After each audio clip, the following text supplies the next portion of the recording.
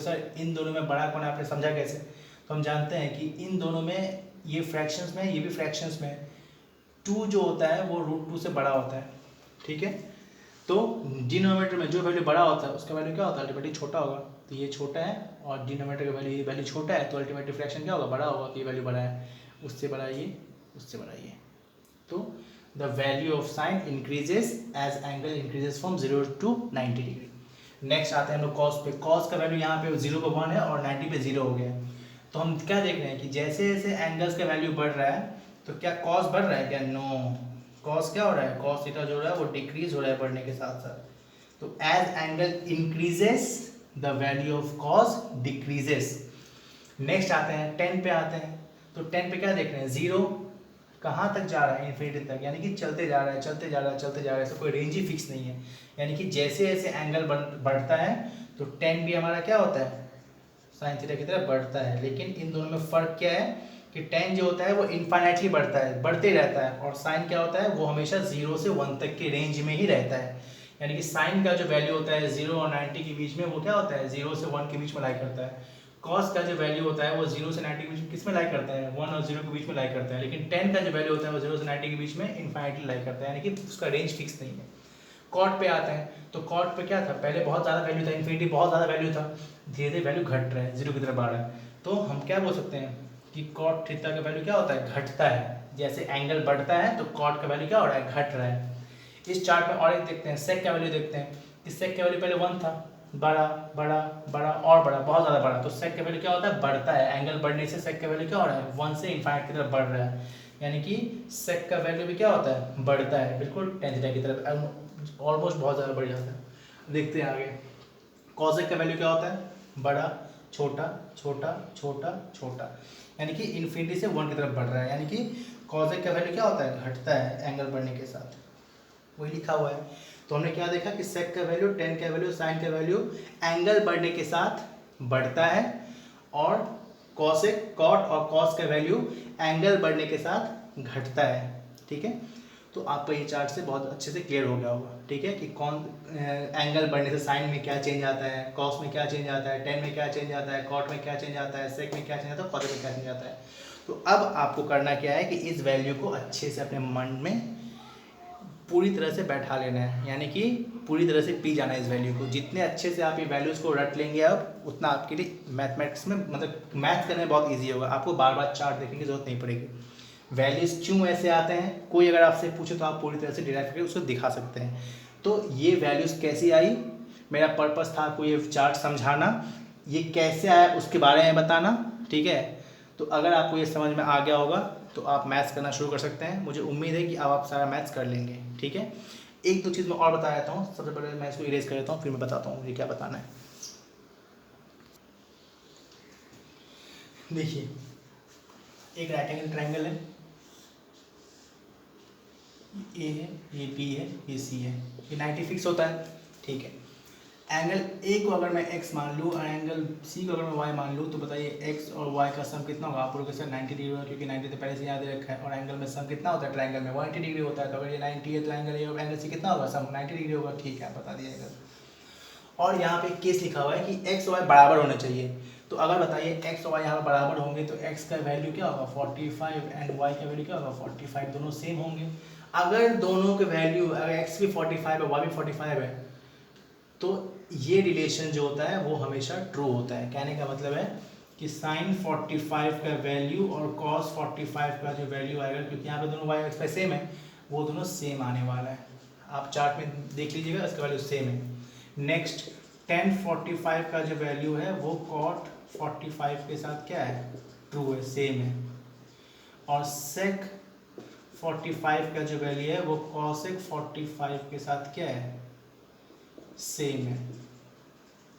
अब बताओ साइन 45 और कॉस 45 कितना होता है? तो आप चार्ट में देखो, ये 1/√2 होता है। tan 45 cot 45 आप चार्ट में देखो, ये 1 होता है। और sec 45 और cosec 45 आप बोलोगे क्या होता है? ये √2 होता है। आप चेक कर लो चार्ट में, ये वैल्यू आपको सेम मिलेगा। तो यही एक चीज़ बताना रह गया था मुझे। ठीक है, तो आप इस रिलेशन को याद रखिएगा कि साइन और कॉस का वैल्यू कब सेम होता है, tan और cot का वैल्यू कब सेम होता है, और sec और cosec का वैल्यू कब सेम होता है। ओके, ठीक है, और नेक्स्ट टॉपिक देख लेते हैं। देखिए एक और चीज़, अगर आपके बुक में ये लिखा हो कि साइन एक्स प्लस वाई, तो आप ये मत समझ लेना कि जैसे हम लोग अलजेब्रा में पढ़ते हैं कि बताओ बाबू 2 और यहाँ पे 3 + 5 का वैल्यू कितना होगा। तो आप हम जानते हैं कि ये डिस्ट्रीब्यूटिव प्रॉपर्टी, आप क्या बोलोगे सर ये कुछ नहीं है, ये 2 × 3 है, ये प्लस है और ये 2 × 5 है। आप ऐसे लिख दीजिए, ये 6 है, ये 10 है, तो आंसर आ जाएगा 16। तो ये वाला कॉन्सेप्ट आप मैथमेटिक्स का ये कॉन्सेप्ट यहाँ पे अप्लाई मत कीजिएगा, क्योंकि यहाँ पे साइन एक्स प्लस वाई का मतलब ये नहीं होता। Sine x plus sine y ये नहीं होता है। इस चीज़ को आप याद रखेंगे कि इसका मतलब ये नहीं होता है। यहाँ पे बेसिकली एंगल का सम दिया रहता है, ठीक है। आपको सम यानी कि अगर x 60 है और y 30 है तो आपको साइन 90 का वैल्यू निकालने बोलेगा। ये नहीं कि साइन 60 का वैल्यू निकाल दो, साइन 30 निकाल दो, प्लस कर दो, ऐसा नहीं है। तो इसका मतलब ये नहीं होता, याद रखेंगे आप। और सिमिलरली अगर आपको ये भी दिया रहेगा कि cos x प्लस वाई कितना होता है, तो यहाँ भी आप ये नहीं समझेंगे कि ये cos x दिया हुआ है और ये cos y दिया हुआ है, इसका मतलब ये नहीं होता है, एंड सो ऑन। याद रखिएगा कि इन सब का मतलब ये नहीं होता है। इसका मतलब होता है कि आपको x और y का वैल्यू दोनों को मिला के जो वैल्यू cos का आएगा वो लिखना है आपको, ठीक है। तो आप इससे सावधान रहें कि इसका मतलब ये नहीं होता है। आप ये कॉन्सेप्ट अरिथमेटिक में अप्लाई कीजिएगा, मैथ्स वाले टॉपिक पे, और ये ट्रिग्नोमेट्री में ये आप ये प्रॉपर्टी इस्तेमाल नहीं करेंगे, इसको आप ध्यान रखिएगा। कुछ और टॉपिक्स आप ध्यान रखेंगे, कुछ रिलेशन बता रहा हूँ आपको कि sine square theta plus cos square theta equal to 1 होता है। थीटा आपका कुछ भी हो सकता है, एनी एंगल, कोई फर्क नहीं पड़ता कि थीटा आपका 10 डिग्री है, 20 है, 30 है, 40 है, what ever it may be, आपका ये रिलेशन हमेशा ट्रू होने वाला है। थीटा का वैल्यू यहाँ भी सेम रखेंगे, यहाँ भी सेम रखेंगे, ठीक है। तो जब आप इसका वैल्यू निकालेंगे तो आपको 1 आएगा, ठीक है। नेक्स्ट रिलेशन है आपका sec square theta minus tan square theta equal to क्या होता है, वो भी आप बोलेंगे सर 1 होता है, ठीक है। नेक्स्ट होता है आपका cosec square theta minus cot square theta equal to क्या होता है, 1 होता है, ठीक है। चलिए मैं आपको एक एग्जांपल से समझाता हूँ क्या होता है। जैसे फॉर एग्जांपल अगर मैं थीटा की वैल्यू 45 रखूँ, तीनों केस को समझने के लिए 45 रखूँ, तो आप बताएंगे सर साइन 45 का वैल्यू कितना होता है। मैं अगर पूछूँ बताओ साइन 45 का वैल्यू क्या होता है, तो आप बोलोगे सर साइन 45 का वैल्यू होता है 1/√2। और cos 45 का वैल्यू क्या होता है, ये भी होता है 1/√2। जस्ट पहले बताया था, अभी कुछ देर पहले बताया था कि अगर दोनों एंगल सेम हो, एक्स और वाई दोनों सेम हो, यानी कि अगर दोनों एंगल सेम हो तो साइन और कॉस का वैल्यू सेम होता है, कॉसेक और सेक का वैल्यू सेम होता है, और टेन और कॉट का वैल्यू सेम होता है। तो साइन 45 कॉस 45 1/√2 होता है। चलो निकालो इसको। तो बताओ, आप बताओ sine square 45 degree plus cos square 45 degree कितना होगा। तो सिंपली आप जानते हैं साइन 45 1/√2 होता है, और यहाँ पे साइन 45 तो दिया हुआ है नहीं, इसका स्क्वायर दिया हुआ है, तो इसका स्क्वायर निकाल लो, प्लस कॉस 45 का स्क्वायर निकाल लो, दोनों को जोड़ दो, 1/√2 का स्क्वायर 2 होता है, प्लस √2 का स्क्वायर 2 होता है, दोनों को जोड़ दो, हाफ प्लस हाफ क्या होता है, 1 होता है। तो आप यहाँ पे 1 देख पा रहे हैं। तो अगर आप थीटा के 60 बैठाते, या आप 90 बैठाते, या आप 0 बैठाते, तो भी आप जब आंसर निकालते तो भी आपका 1 ही निकलता। तो यही बोला है कि थीटा का वैल्यू कुछ भी हो, कोई फर्क नहीं पड़ता है, ये रिलेशन हमेशा हमेशा ट्रू होने वाला है। तो इन सब को बोलते हैं हम ट्रिग्नोमेट्रिकल आइडेंटिटीज। क्या बोलते हैं, ट्रिग्नोमेट्रिकल आइडेंटिटीज बोलते हैं। ये आप आने वाले हायर क्लासेस में पढ़ेंगे इसके बारे में, ठीक है।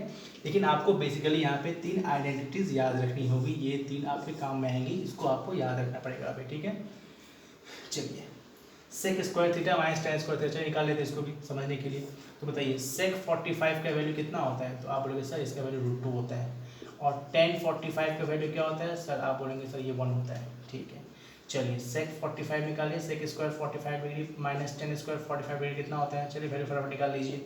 तो सेक 45 होता है √2, तो इसका स्क्वायर कर दीजिए, माइनस टेन 45 होता है 1, इसका स्क्वायर कर दीजिए, तो ये होता है 2, ये होता है 1, दोनों का आंसर क्या आया 1। तो आप बोलेंगे सर ये वैल्यू तो सही है, ये लिखा था वही है वैल्यू आया यहाँ पे, ठीक है। नेक्स्ट देखते हैं, ये वैल्यू देखते हैं। बताओ कॉसेक 45 कितना होता है, तो आप बोलेंगे सर कॉसेक 45 तो होता है √2। और कॉट कितना होता है, तो बोलेंगे सर कॉट 45 तो होता है 1। तो नेक्स्ट में आप निकाल लो cosec square 45 degree minus cot square 45 degree equal कितना होगा। तो सिंपली आप निकाल लो ये आंसर। तो कॉसेक कितना होता है √2 होता है, इसका स्क्वायर कर लो, कॉट कितना होता है 45, उसको स्क्वायर कर लो, 2 - 1 कितना आंसर आएगा, 1 आंसर आएगा। ये भी तो 2 निकला। तो ये आपको 3 याद रखना पड़ेगा। और अब उम्मीद करता हूँ कि आपको इस चैप्टर में कोई दिक्कत नहीं होने वाली, ठीक है, क्लास 9 का ये ICSE क्लास 9 का टॉपिक है। तो आपको ये अच्छे चैप्टर समझ में आ गया होगा। अब आप जब मैथ्स प्रैक्टिस करेंगे तो आपको ईजिली चीज़ें समझ में आएंगी कि कौन क्या होता है, कैसे होता है, कौन सा वैल्यू कहाँ पुट करना है, ठीक है, और कोई दिक्कत नहीं होने वाली आपको। तो जब हम नेक्स्ट वीडियो बनाएंगे तो कुछ कुछ प्रॉब्लम्स को लेके वीडियो बनाएंगे जो आपके इंपॉर्टेंट मैथ्स होंगे, वो मैं समझाऊंगा आपको कैसे किया जाता है, ठीक है। कॉन्सेप्ट आपका इतना ही इस चैप्टर में। नेक्स्ट जो मैं वीडियो बनाऊंगा वो होगा सॉल्यूशंस फॉर कॉम्प्लीमेंट्री एंगल्स के बारे में, क्या होते हैं, उसका सोल्यूशन कैसे निकलेगा, राइट एंगल ट्रायंगल का सोल्यूशन कैसे निकलेगा। तो वो धीरे धीरे जब मैं वीडियो बनाऊंगा तो आप लोग अपडेट रहिएगा मुझसे। जब मेरी वीडियोज़ आएंगे आप लोग देखिएगा, आप लोग बहुत कुछ सीख पाइएगा कि कैसे क्या होता है, ठीक है। मैं रटाने के लिए बिल्कुल नहीं पढ़ा रहा हूँ, समझाने के लिए पढ़ा रहा हूँ। तो आप मेरा चैनल फॉलो कीजिए, विज्ञानशाला क्लासेस, ठीक है। अगर आपको ये वीडियो अच्छा लगे, ठीक है, तो आप चैनल को सब्सक्राइब कीजिए और मेरे साथ अपडेट रहिएगा। Thank you students, thank you friends.